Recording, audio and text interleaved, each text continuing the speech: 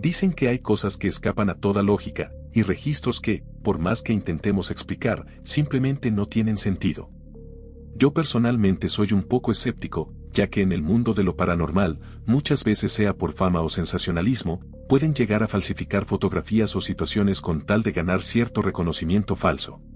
En este video, no te diré en qué creer, solo te invito a explorar conmigo los misterios que aún no han sido del todo explicados, contándote cosas curiosas que la mayoría no menciona. Y si una historia tiene teorías que cuestionan su veracidad, te las contaré también, porque el misterio, sea cierto o no, sigue siendo perturbador. Sin más que decir, comencemos. Comenzamos con el nivel 1. En 1991, en un modesto apartamento del barrio madrileño de Vallecas, una adolescente llamada Estefanía Gutiérrez Lázaro comenzó a experimentar una serie de fenómenos que ni la ciencia ni la policía han podido explicar del todo. Todo comenzó tras una sesión de Ouija en su colegio, realizada a escondidas para contactar al novio de una amiga, recientemente fallecido. Durante la sesión, un profesor los interrumpió abruptamente, y según las compañeras de Estefanía, un extraño humo salió del vaso e ingresó directamente por su nariz. A partir de entonces, su vida cambió para siempre. Estefanía comenzó a tener alucinaciones, convulsiones, ataques de ira y episodios en los que parecía hablar con voces que no eran suyas. Los médicos no encontraron explicación a su condición, y en pocos meses, la joven falleció en circunstancias extrañas en el Hospital Gregorio Marañón, sin que se pudiera determinar una causa clara. Pero la verdadera pesadilla comenzó después de su muerte. La familia Gutiérrez empezó a vivir fenómenos inexplicables en su hogar, crucifijos girados, golpes en las paredes, y una densa sensación de que algo acechaba desde las sombras. Su madre, Concepción Lázaro, afirmó que una de las fotos de Estefanía se quemó misteriosamente dentro de un cajón cerrado, sin que el resto de los objetos alrededor se dañaran. La familia, aterrada, llamó a la policía, y en el informe oficial, aún disponible, el inspector José Negri dejó constancia de lo que vio: puertas que se abrían solas, objetos que volaban, ruidos inexplicables, y un crucifijo rasgado de forma violenta. A pesar de todos estos eventos, muchos medios salieron a desmentir los hechos, pero dejo a tu criterio que pensar al respecto. En mi opinión personal, es un caso bastante impactante, el cual incluso tiene una película estrenada en 2017, llamada Verónica. Y como dato adicional, fue la primera vez que la policía española reconoció fenómenos paranormales en un documento oficial.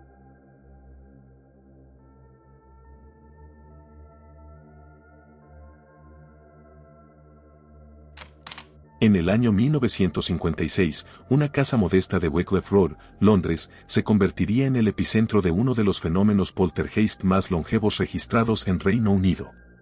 Shirley Hitchings, una adolescente de 15 años, vivía junto a su familia cuando una mañana descubrieron una misteriosa llave de plata sobre su almohada. Desde ese día, los extraños sucesos no cesaron. Golpes en las paredes, muebles que se movían solos, objetos que levitaban frente a testigos, y hasta incendios espontáneos.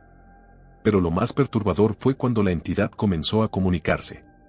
Dejaba cartas, hablaba con golpes codificados y decía llamarse Donald, afirmando haber sido un noble francés del siglo XVII, ejecutado por traición.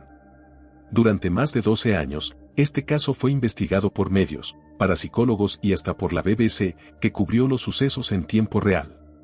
Shirley fue sometida a pruebas, y aunque algunos intentaron acusarla de fraude, nunca se logró demostrar una manipulación convincente.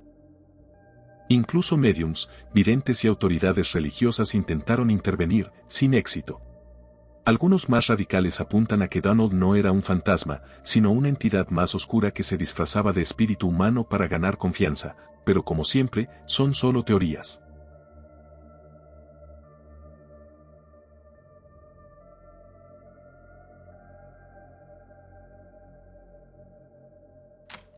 En 1971, la familia Perron, Roger, Caroline y sus 5 hijas, se mudaron a una antigua granja colonial conocida como la Hacienda Arnold, en Harrisville, Rhode Island. No tardaron en notar que algo no estaba bien, ya que objetos desaparecían, puertas se cerraban solas, y se oían susurros en habitaciones vacías. Las hijas afirmaban ver figuras oscuras, y Caroline reportaba ser atacada por una fuerza invisible. Ante la creciente intensidad de los eventos, contactaron a Ed y Lorraine Warren, investigadores paranormales quienes realizaron una sesión en la que, según testigos, Caroline mostró comportamientos inusuales. Sin embargo, tras este evento, Roger pidió a los Warren que se retiraran de la casa. A pesar de varios intentos de intervención espiritual, los fenómenos no cesaron y finalmente la familia abandonó el lugar, sin dar más declaraciones públicas, dejando el caso sin resolver. Décadas después, la casa fue vendida y convertida en una atracción para investigadores paranormales. La actual propietaria, Jacqueline Núñez, asegura que la actividad continúa. Uno de los nombres más mencionados es el de Bathsheba Sherman, una mujer que efectivamente vivió en la zona durante el siglo XIX. Aunque nunca fue acusada formalmente de brujería, con el tiempo fue envuelta en rumores oscuros. Su historia se distorsionó y popularizó con la película El Conjuro, donde se le retrata como una figura demoníaca. No existen pruebas de que haya sacrificado a su hijo o se haya quitado la vida, y murió de causas naturales en 1885. Hoy, muchos ven en este caso una de las historias paranormales más inquietantes de Estados Unidos, pero entre testimonios contradictorios y detalles dramatizados, la verdad se mantiene muy difusa.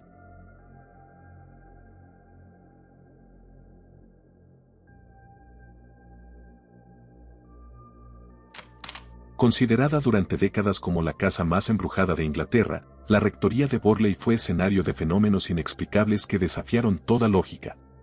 Todo comenzó en 1862, cuando se construyó la rectoría sobre antiguos terrenos religiosos en el pequeño pueblo de Borley. Un dato espeluznante es que en ese mismo lugar ya había existido una rectoría anterior, consumida por un incendio en 1841.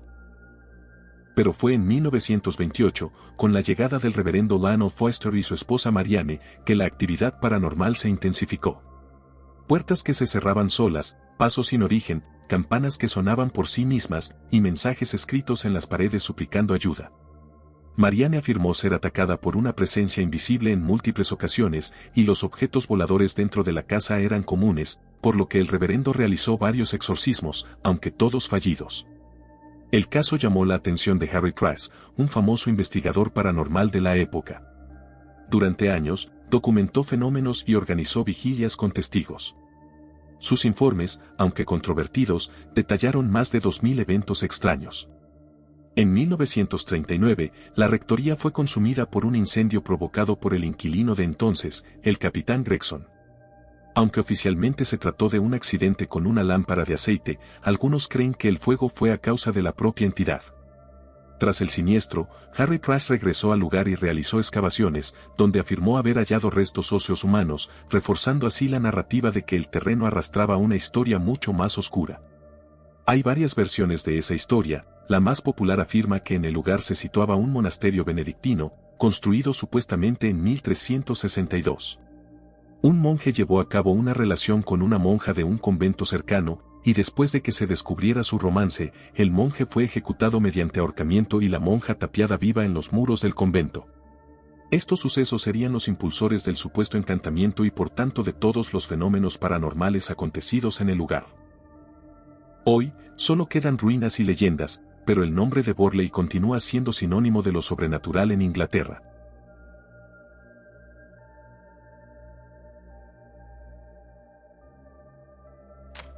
Todo comenzó en agosto de 1977, en una casa común en Enfield, al norte de Londres. Peggy Hudson, madre soltera de 4 hijos, llamó a la policía asegurando que muebles se movían solos y que una presencia invisible estaba aterrando a su familia. Lo que parecía una exageración nerviosa se tornó inquietante cuando los agentes afirmaron haber visto una silla moverse por sí sola. Los fenómenos se intensificaron, golpes en las paredes, juguetes volando por el aire, y voces extrañas que parecían surgir de la garganta de Janet, la hija de 11 años. La historia llegó a los medios, y la casa fue investigada por varios investigadores paranormales, incluyendo a Maurice Cross y Gallant Playfair, miembros de la Sociedad para la Investigación Psíquica. Durante más de un año, se documentaron grabaciones de audio con golpes inexplicables, muebles arrastrándose y una voz gutural que emergía de Janet mientras permanecía aparentemente en trance. En esas grabaciones, la voz decía llamarse Bill Wilkins y describía cómo había muerto en la casa, con detalles que más tarde coincidieron con un hombre real que vivió y murió allí. Algunos testigos afirmaron haber visto levitaciones y objetos moverse sin causa aparente. Pero como en muchos casos paranormales, también surgieron escépticos. Algunas grabaciones mostraban a Janet riendo, y ciertos momentos parecían actuados. Janet reconoció que algunas veces fingieron cosas, como bromas o reacciones nerviosas, pero lo justificó diciendo que vivían bajo una presión tremenda de la prensa, parapsicólogos y curiosos. Aún con esas admisiones, muchos investigadores y testigos, incluyendo policías y periodistas, afirmaron haber presenciado fenómenos que no podían explicarse racionalmente. Incluso un fotógrafo independiente capturó una imagen de Janet aparentemente levitando sobre su cama, aunque otros la interpretaron como un salto captado en el aire. Hasta hoy, el caso Enfield divide opiniones, pero permanece como uno de los poltergeists más documentados de la historia.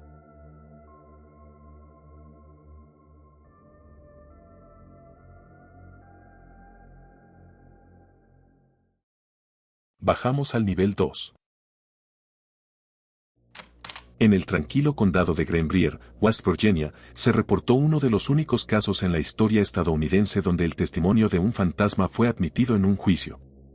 La historia comienza en enero de 1897, cuando una joven llamada Sona Hastor Shue fue hallada muerta en su casa por razones aparentemente naturales.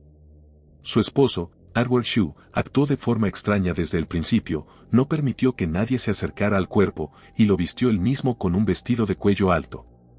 El médico apenas la examinó y dictaminó que había muerto por causas naturales relacionadas con el embarazo, y el caso se habría cerrado, si no fuera por un detalle perturbador. La madre de Sona, Mary Jane Hastor, comenzó a decir que su hija se le aparecía en sueños. Según ella, el espíritu de Sona confesó haber sido asesinada por su esposo, quien le rompió el cuello tras una discusión. Mary Jane insistió tanto, que logró que se exhumara el cuerpo, y para sorpresa de todos, la autopsia reveló que el cuello de Sona había sido efectivamente fracturado. El esposo fue arrestado, juzgado y condenado por asesinato. Durante el juicio, el testimonio del fantasma fue mencionado y, aunque no fue la prueba central, dejó una marca imborrable en la historia judicial de Estados Unidos.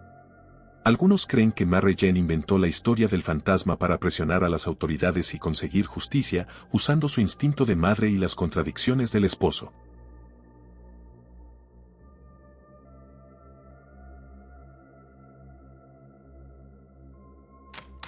En 1974, Doris Pether se mudó junto a sus 4 hijos a una antigua casa en Culver City, California.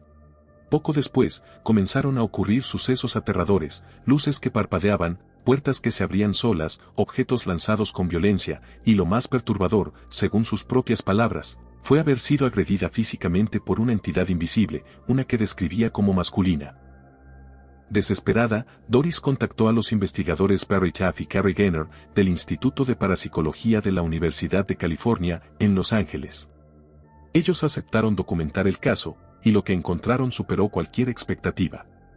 Durante sus visitas, lograron captar esferas luminosas flotando en la casa, cambios drásticos de temperatura y, en una ocasión, una neblina verdosa que parecía manifestarse sobre Doris.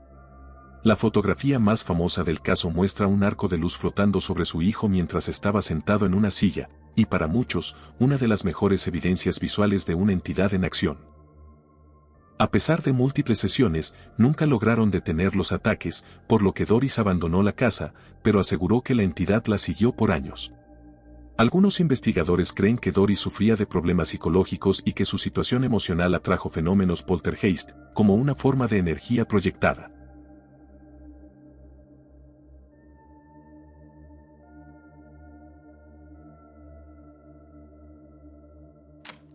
En febrero de 1925, Eleonor Sugun, una niña de 11 años del pueblo de Talpa, Rumanía, recogió una moneda del suelo mientras visitaba a su abuela. Su prima le advirtió que era dinero del diablo, y su abuela, al enterarse, le dijo que se había tragado al diablo al tomar esa moneda, y que nunca se libraría de él. A partir de ese momento, comenzaron a suceder fenómenos extraños, piedras que golpeaban la casa, objetos que se movían solos y marcas que aparecían en el cuerpo de Eleonor sin explicación aparente. Preocupada, su familia la llevó a monasterios y finalmente a un asilo, pero los fenómenos continuaron. El caso atrajo la atención de investigadores europeos, y Eleonor fue llevada a Viena bajo la tutela de la condesa Basilko von Serecki. Allí, fue estudiada por parapsicólogos y científicos, incluyendo al investigador británico Harry Price. Durante las observaciones, se documentaron más de 3.000 incidentes, incluyendo objetos que se movían sin intervención humana y marcas que aparecían en su piel en presencia de testigos. Con el tiempo, los fenómenos disminuyeron y cesaron en 1927, coincidiendo con la pubertad de Eleanor. El caso sigue siendo uno de los más estudiados en la historia de la parapsicología.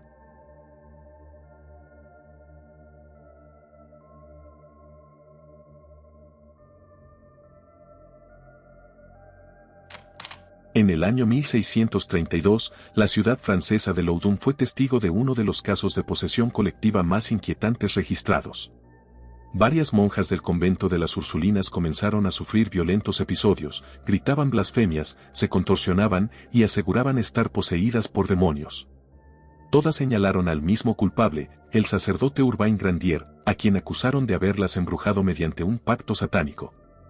Fue arrestado, brutalmente torturado, y condenado a morir en la hoguera, sin que jamás confesara culpa alguna. Algunos detalles de los exorcismos son tan extremos y específicos que los creyentes los interpretan como verdaderas manifestaciones demoníacas. Las monjas supuestamente hablaban lenguas muertas, levitaban, y mostraban conocimiento oculto que nunca deberían haber tenido. El caso fue documentado por cronistas, clérigos y exorcistas, y aunque su autenticidad sigue generando debate, su impacto fue tan grande que persiste hasta hoy.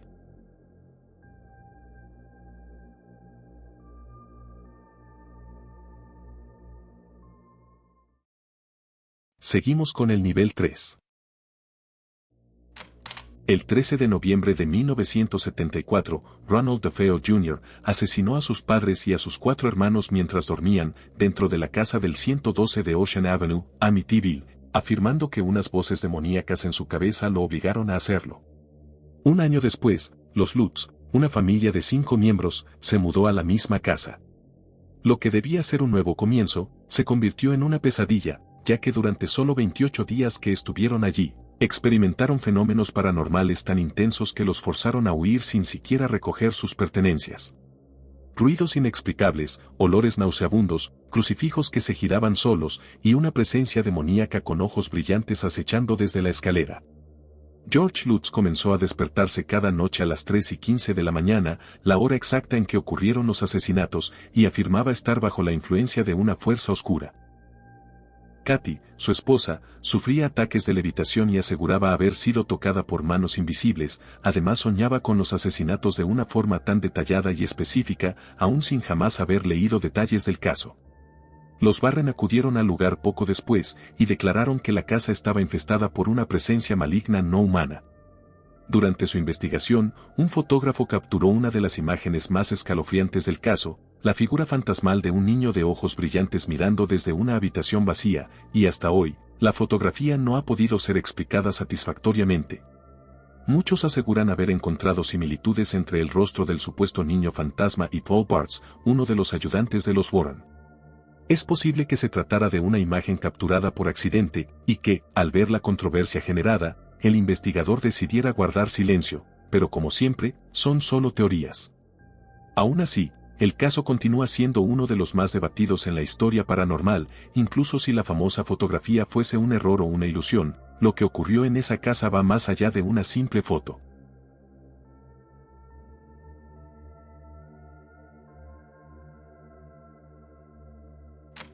En noviembre de 1988, Jackie Hernandez, una joven madre soltera, se mudó con sus 2 hijos a un modesto bungalow en San Pedro, California. Lo que comenzó como una nueva etapa pronto se convirtió en una pesadilla. Poco después de instalarse, Jackie y su vecina Susan Castañeda comenzaron a experimentar fenómenos inexplicables, cuadros arrancados violentamente de las paredes, y una figura fantasmal de un anciano de piel grisácea y ojos brillantes que aparecía en la habitación de los niños. Desesperada, Jackie contactó al parapsicólogo Barry Taff, quien, junto al camarógrafo Barry Conrad y el fotógrafo Jeff Whitcraft, iniciaron una investigación. Durante sus visitas, captaron en video y fotografías diversos fenómenos, luces extrañas, objetos que se movían solos y una sustancia similar al plasma humano resumando de las paredes, la cual según análisis, contenía altos niveles de cobre y yodo. El 4 de septiembre de 1989, durante una sesión en el ático, Jeff Whitcraft fue atacado por una fuerza invisible que le ató una cuerda alrededor del cuello, intentando ahorcarlo. Este incidente fue fotografiado por Larry Brooks y se convirtió en una de las evidencias más impactantes del caso. A través de sesiones con la Ouija, el equipo afirmó contactar con dos entidades. Una de ellas se identificó como un hombre asesinado en el puerto de San Pedro en los años 30, quien aseguraba que Jeff se parecía a su asesino, lo que explicaría la agresividad hacia él. Aunque Jackie se mudó a Weldon, en el condado de Kern, los fenómenos continuaron.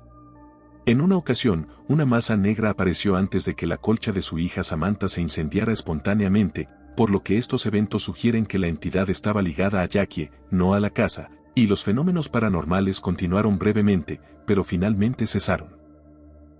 A pesar de las controversias y el escepticismo, su historia sigue siendo una de las más documentadas en el ámbito paranormal.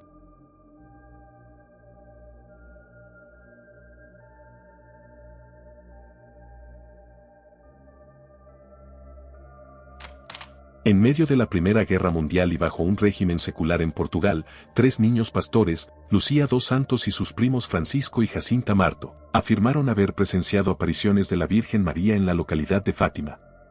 Durante una de estas apariciones, la Virgen prometió un milagro para el 13 de octubre de 1917. Ese día, entre 30.000 y 100.000 personas se congregaron en la Cova da Iria, pese a las intensas lluvias. Testigos relataron que, tras cesar la lluvia, el sol emergió y comenzó a bailar, giraba sobre sí mismo, emitía luces multicolores y parecía acercarse a la tierra, provocando temor entre los presentes. Después de aproximadamente 10 minutos, el sol volvió a su posición normal, y muchos notaron que sus ropas, antes empapadas, estaban secas. Independientemente de la interpretación, el milagro del sol en Fátima sigue siendo uno de los eventos más debatidos y documentados en la historia de las apariciones marianas. En 1930, la Iglesia Católica declaró oficialmente que las apariciones eran dignas de crédito, lo que impulsó aún más el fervor religioso en la zona.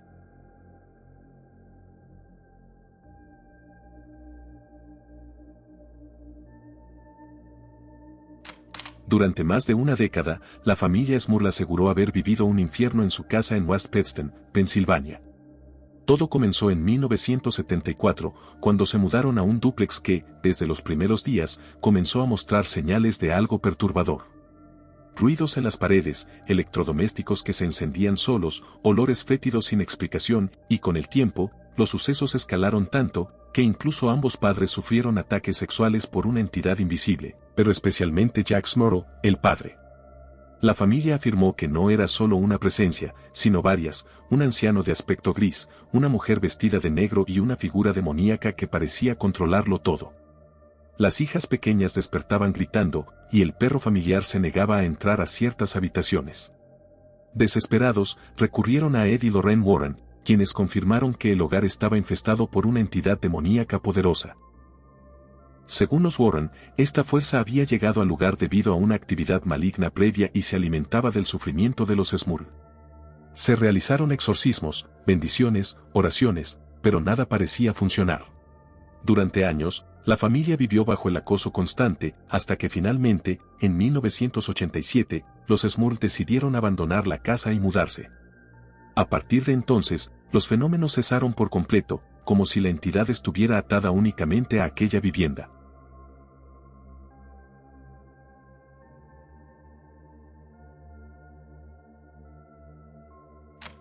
Durante la Segunda Guerra Mundial, un prisionero estadounidense en un campo de concentración alemán talló una marioneta con restos de madera y papel maché.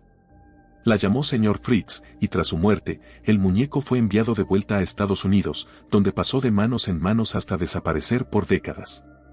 Décadas más tarde, Señor Fritz reapareció en una subasta y fue adquirido por un coleccionista británico llamado Mac O'Damon. Lo colocó en una vitrina de cristal dentro de su museo casero de lo paranormal, pero pronto comenzaron los sucesos extraños. Cada mañana, Mac encontraba la vitrina abierta, a pesar de haberla asegurado la noche anterior. Instaló una cámara nocturna y lo que captó fue perturbador, el muñeco movía la boca y los párpados por sí solo. En el video, Señor Fritz gesticulaba expresiones y posteriormente la vitrina se abría sola, donde parecía observar su entorno con inquietante atención. Su dentadura, perturbadoramente realista, ha causado rumores. Algunos visitantes creen que son dientes humanos, aunque esto nunca ha sido confirmado. Desde entonces, muchos aseguran haber sentido náuseas o escalofríos cerca de la figura, y otros han escuchado susurros en la habitación donde se guarda. Hay quienes afirman que Sr. Fritz está poseído, y que su mirada no es de madera, sino de algo que sigue vivo, atrapado en su interior.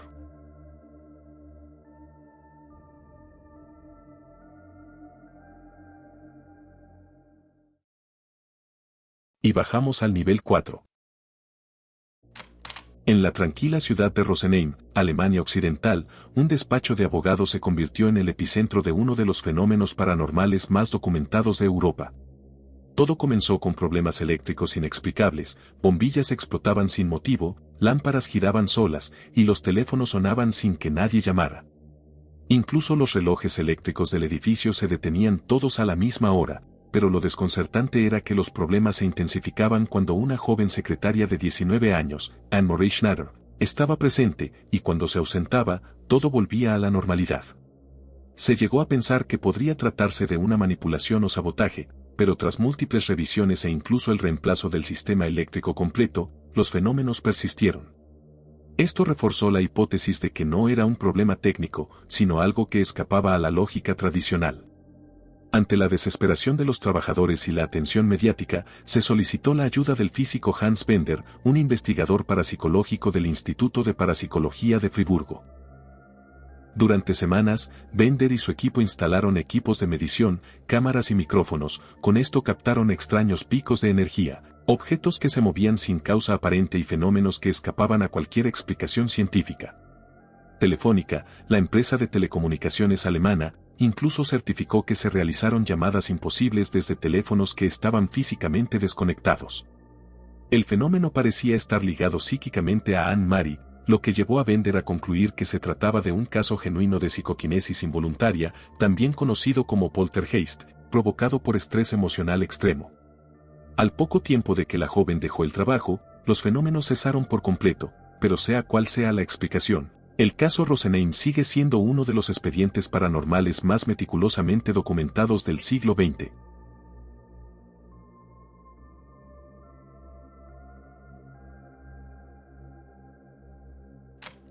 Maurice Theriault, también conocido como Frenchy, creció en una granja rural de Maine marcada por la violencia.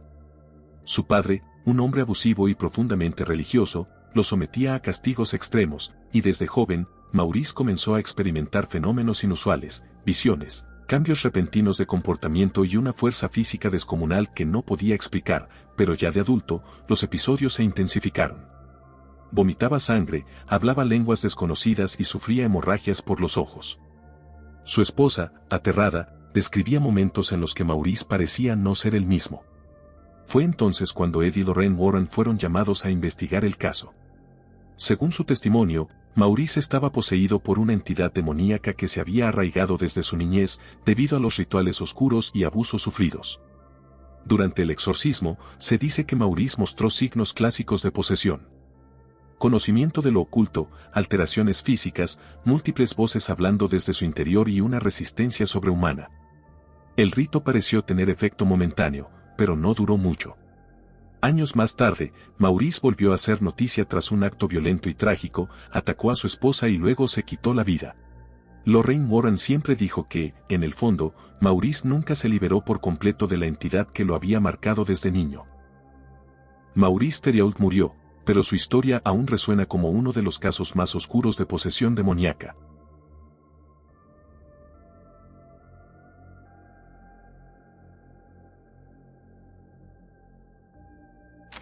En 1991, Gina Ibarra, una joven colombiana de 16 años residente en Miami, comenzó a mostrar un comportamiento que alarmó profundamente a su familia, hablaba en lenguas desconocidas, tenía episodios violentos y aseguraba estar siendo atormentada por una fuerza maligna.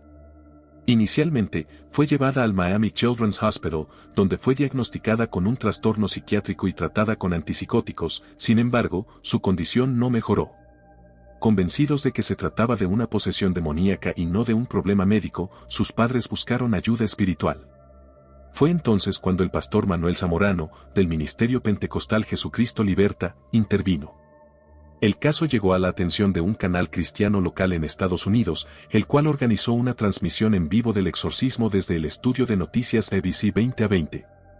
Durante el programa, Gina gritó, se retorció violentamente y habló con voces que, según testigos, no parecían suyas.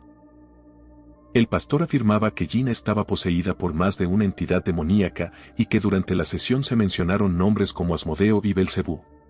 La transmisión causó revuelo nacional, tanto por lo explícito del ritual como por el debate que generó entre comunidades religiosas, médicas y de derechos humanos. Algunos escépticos sostienen que fue un montaje televisivo para subir el rating. Otros, más conspirativos, aseguran que se intentó silenciar el caso por lo que implicaba. Hasta hoy, ese breve fragmento en video es todo lo que existe del caso, y aún así, bastó para dejar una huella inquietante.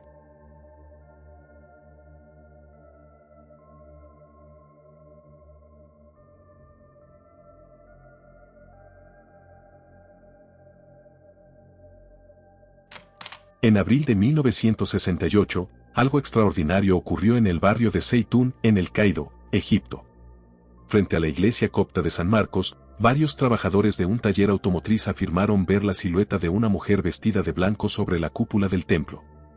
Al principio pensaron que era alguien intentando quitarse la vida, pero pronto se dieron cuenta de que aquella figura no era humana.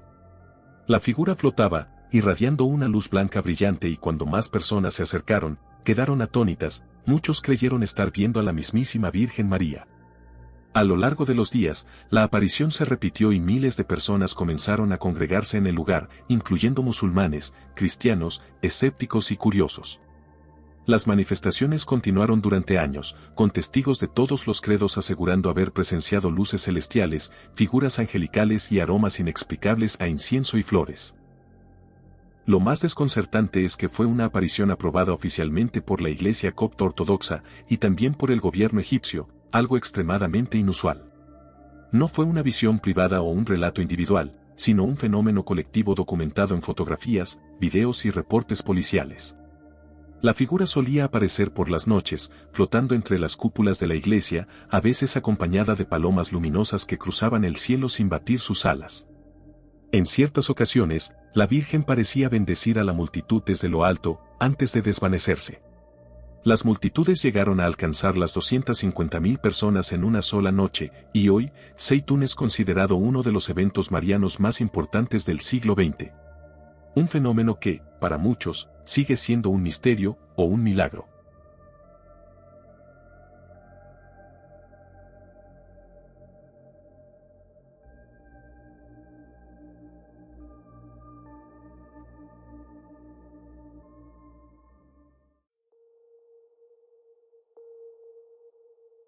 A lo largo de la realización de este video, quise poder transmitirte el misterio de cada uno de estos casos, y por supuesto, darlos a conocer a quien aún no los había escuchado jamás. No vine a decirte qué creer, solo vine a contarte lo perturbador que es el misterio cuando nadie puede explicarlo. Si te gustó el video, deja tu pulgar arriba, y si alguno de estos casos te pareció interesante, déjamelo saber en los comentarios, siempre leo sus opiniones. Y si te gustó la forma en la que este video fue transmitido, por favor, suscríbete, me ayudarías mucho para poder seguir creciendo y realizar este contenido que tanto me gusta compartir con ustedes. Desde acá envío un agradecimiento especial a la maravillosa Tomoyo, quien realizó las espectaculares miniaturas que viste en este video. Sin más que decir, te doy las gracias por llegar hasta acá, espero que el video haya sido de tu total agrado, esto fue el laberinto del misterio, adiós.